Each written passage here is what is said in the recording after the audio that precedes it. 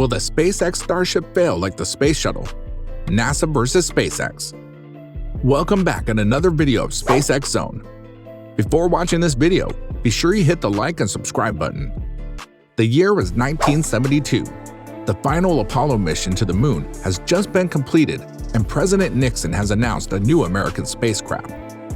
This is the largest spacecraft ever launched by man, the first winged spaceship. The world's first reusable spacecraft, the Space Shuttle. Capable of carrying several astronauts as well as large satellites into Earth's orbit.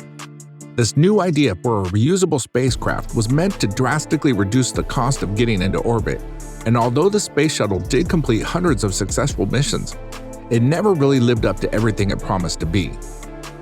Today, we have SpaceX making another attempt to cut the cost of getting into space. But what are they doing differently?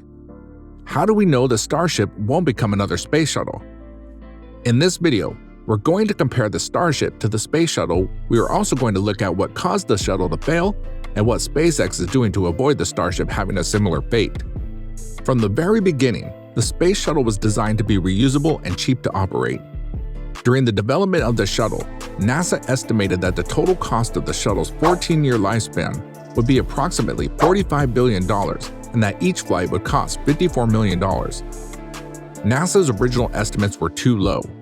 This was largely due to the incredible amount of refurbishment required after each flight. The basic idea was to have the shuttle checked out quickly between each flight, like an airliner. This turnaround process was expected to take about 2 weeks. However, it would typically take around 3 months. Each of the 3 RS-25 engines had to be disassembled and refurbished after each flight, and since the propellant used for the RCS thrusters were so toxic, no other activities could be performed on the shuttle while they were being handled. One of the most time-consuming aspects of refurbishing the shuttles was the heat shield, in which each of the 35,000 tiles had to be individually inspected between each flight. SpaceX plans to use a material called Pica-X for its heat shield. While this material is designed to be slowly eroded away after each flight, SpaceX aims to achieve hundreds of uses before it needs to be replaced entirely.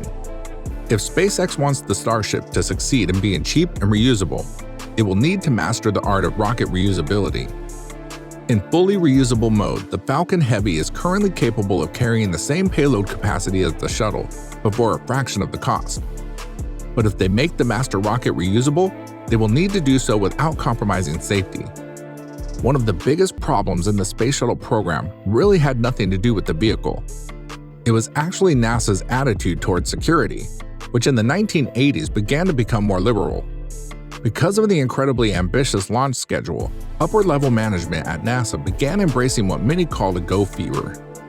To meet these ambitious launch dates, potential safety hazards were ignored, leaving the Space Shuttle with 2 deadly disasters. With Starship aiming to make its first flight to Mars in 2022, it is of the utmost importance that SpaceX does not follow the same path of cutting corners to make its deadline. One thing SpaceX has shown off over the years is its ability to make quick changes to the design of its rockets. SpaceX's Andy Lambert once said that no Falcon 9 was ever the same, with every new rocket being upgraded from the factory. This rapid development allowed them to perfect the Falcon 9's propellant landing technology. However, they've also had their fair share of setbacks, which will no longer be an option once they start launching humans on the Starship. Another thing that held the Space Shuttle behind was the design and manufacturing process. The workload was spread across several different companies across the country to make the program more attractive to Congress.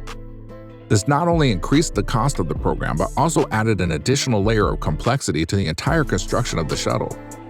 On top of that, NASA had some prerequisites for the Space Shuttle, which often requires using older hardware rather than developing new and more effective solutions. Since SpaceX would not need to comply with such specific requirements, they could design the Starship from a blank canvas, and with almost everything being designed and manufactured by SpaceX, every part of the vehicle would work together completely as intended. So although a lot of the hype surrounding the Starship is reminiscent of the Space Shuttle concept, it looks like SpaceX is already getting started on a better foot. And if their success so far is anything to go by, we know Starship will be very exciting. That's it for today. Take a look at our channel for more outer space content, and please don't forget to subscribe. We'll keep you up to space.